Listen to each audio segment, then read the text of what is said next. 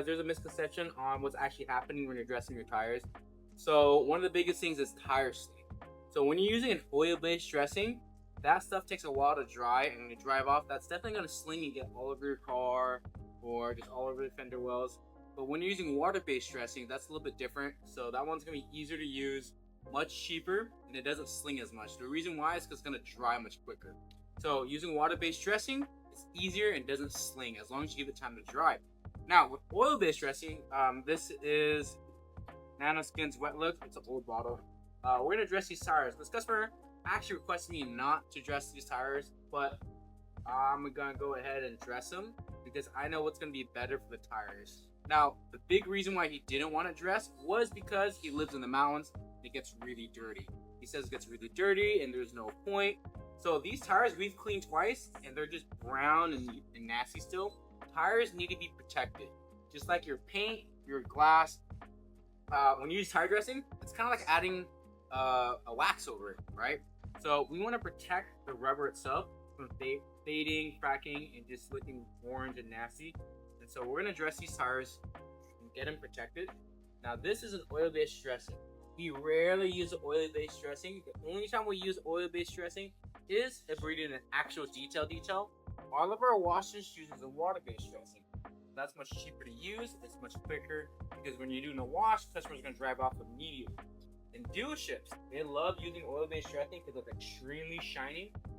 However, with that shine, because of the oil, it's going to take a long time to dry. So when you drive off, you're going to get sling everywhere. And it's going to get all nasty and gross. And it's oil, so it's really hard to clean. Now, this customer is leaving this car with us for another day for the coating to cure. So we know for sure it will not sling because it's going to dry up by the time they pick it up. You need to be very careful. I'm using a specific applicator pad to dress this. Normally with a water-based dressing, you can use a brush. This one, I'm going to use an acrylic pad. You should get in the edge of the tires, get all the rubber nice and even. And these are really off-road tires, so I gotta make sure I really get in there. I'm not brush it in.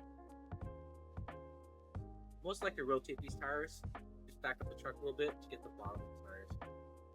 From here, you're gonna get a good protection.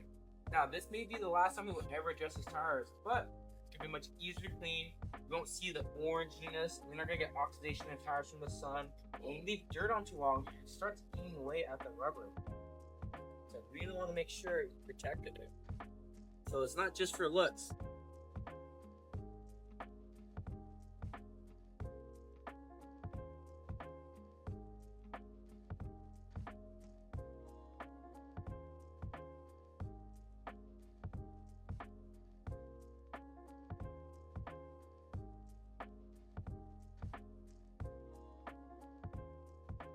Now, if you don't want too much of shine, you can wipe it down or just use a regular water-based dressing.